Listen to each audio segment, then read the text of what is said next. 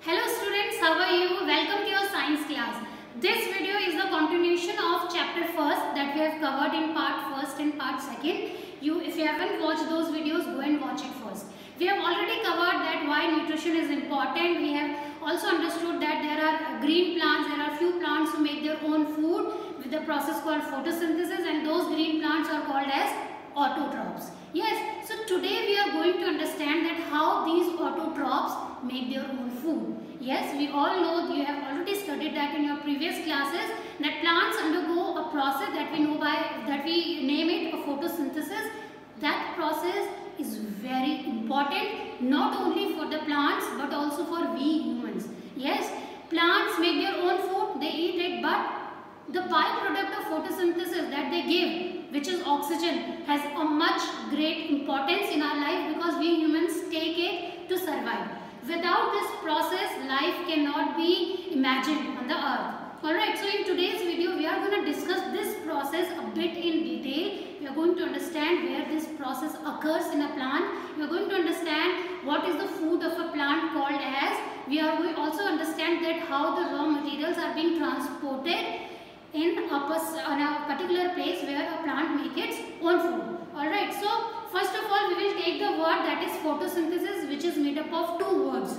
Alright, photo means light, synthesis means to prepare. So which means that something which is preparing in the presence of light. Light means sunlight. So photosynthesis is a process in which food is prepared in the presence of light by using other raw materials that we know by name carbon dioxide, water, minerals and so on. So children, here we will discuss something before we go into the actual detailing of the photosynthesis. You all eat food, your mother cooks the food at your home. So is there any particular place at your home where your mother cooks the food? Yes, there is some particular place at your home where your mother cooks the food. That place is called as kitchen. Yes, it is not such that your mother is cooking the food in bedroom or sometime it is making the food in the drawing room or somewhere. Your mother goes to this particular place which we call as kitchen, which is also known as the food factory of your house, where the food is being prepared. Yes, similarly children, in plants also the food is being prepared in their kitchen. Alright, plants also have a kitchen and that kitchen is known as leaf. Yes, all the food making process of the plants occur in the leaves. Now similarly, and that's the reason why green plants are called as a kitchen of plant. They are also called as a food factory of plants. Yes, all the food which is being prepared is all the raw materials which are needed to make the food. These raw materials are being transported there in the leaves itself, and there the leaf make its own food. Yes, so for example, your mother is cooking chapati or your mother is cooking a vegetable. She will need some raw materials, right? She will need some spices, she will need some uncooked vegetables. So all these things are being transported from the market in the kitchen. Yes, your father or maybe sometimes you bring it for your mother so that she can cook it. So similarly, all the parts of a plant, for example, the roots, the stem, the branches, they all help in the transportation of these raw materials towards the leaves. Here also, as you can see, this sunlight, carbon dioxide, water, these all raw materials are transported by none other than the other parts of the plants, and they are transported in the leaf so that leaf can make its own food. For example, plants need water and minerals. Yes, one child of 7th class, he asked me this question. I think Nida, she asked me this question, that why a pitcher plant cannot make its own food though it is green in color. Yes, pitcher plant is green in color, but still it eats other insects. The reason behind that is the soil on which pitcher plant grows lacks in a nitrogen nutrient, which is very essential for making the food. So that's the reason pitcher plant cannot make its own food. We'll study this a lot in detail a little later. First of all, we'll come to here. So if we talk about the water and the minerals, so where do we get the water? The water is there in underground. Even we all get the water from underground. Yes, similarly plants also get it from the ground, and roots help to absorb that water. Roots helps to absorb that mineral and water from the soil, and it absorbs it and it transport it to the, where do it transport? It transport it to the leaves. Now how does it transport? Your father go to the market, they bring it probably in a car or a scooter or somewhere. How do the root transport this water and mineral on the leaves? By a small pipes. These pipes are running throughout from the roots towards the stem, towards the branches and to the leaves. With the help of these pipe-like structure that we call vessels, which we are going to study in detail a little later in the further chapters. These pipes, which are called as vessels, these help in the transportation of these minerals and waters towards the leaves. So now plants, now the food factory, that is the kitchen of the plant has water, they have mineral. Now what do they need? They need another raw material that is known as carbon dioxide. So how do they get the carbon dioxide? Only the leaves help in getting those carbon dioxide from the atmosphere. We all know that in the air carbon dioxide is present. Yes, in the air the carbon dioxide is present. So the leaves only helps in the absorption of carbon dioxide, as you will see in the next slide also, that this carbon dioxide is being absorbed. The next, this we have already covered. So in this you can see that carbon dioxide is being absorbed by the leaves. As you can see that this is the leaf. If you will turn the leaf, you will see that it has tiny small holes. Go to your garden, don't plug the leaf, just turn the leaf and see. You will notice there are few holes, few tiny holes that are there in the leaves. If we will zoom it with the help of a microscope, we will find these type of openings. Yes, these openings are called as stomata, and these openings help in the absorption of carbon dioxide from the environment, from the atmosphere. Okay, because carbon dioxide is already present in the atmosphere. So this is how the leaves get all these raw materials, and they all are being transported in the leaves.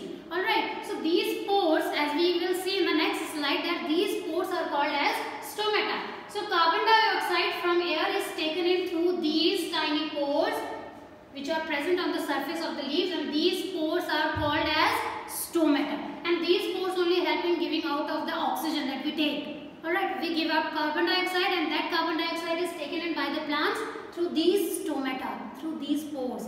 And once the photosynthesis process is done, oxygen is given back to the atmosphere with the help of these very same pores. So these pores are called as stomata.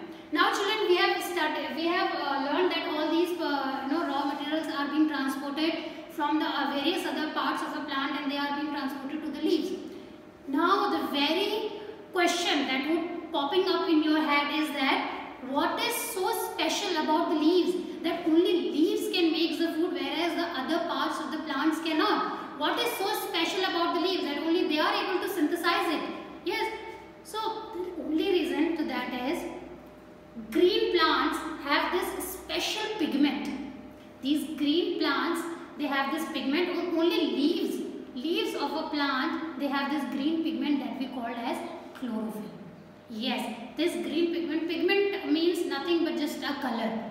Okay, so leaves has this green color which we call as the chlorophyll pigment. It helps in the absorption of solar energy from the sun. Now, why it is important? See children, your mother also cooks the food for you. She needs something to cook the food. What is that? She needs utensils, but to cook the food, she needs some burner. She needs some induction. Alright, if there is no gas burner, if there is no induction, how your mother is going to cook the food? She won't be able to cook it. Yes. Similarly, children, plants also need this energy to cook the food. And that energy, the plants get it from the sunlight, and that same energy is absorbed by chlorophyll. And that chlorophyll is present in the leaves only. So that is the reason, children, why leaves are able to make the food, whereas other parts cannot, because this chlorophyll helps in converting all these raw materials into the cooked food. Yes, your mother put everything over the induction and the food is being cooked. Yes, so similarly, leaves also transport all these things from the atmosphere, and it brings out to the and it converts all these raw materials into the cooked food. So this energy is used to synthesize the food. The solar energy is captured by the leaves. This sun's energy only leaves can capture it, and all these materials are converted converted into carbohydrates, and this carbohydrate is nothing but just the food of the plants, that you can also say it by a name starch, that is also glucose. Glucose is a simple carbohydrate. Okay, so glucose is also the food of the plant. So this is how leaves play a very important role in the food making process, and that's the reason they are called as a kitchen, because they have a chlorophyll pigment in them. So I hope this all is clear to you by now. Let us see the equation of photosynthesis here.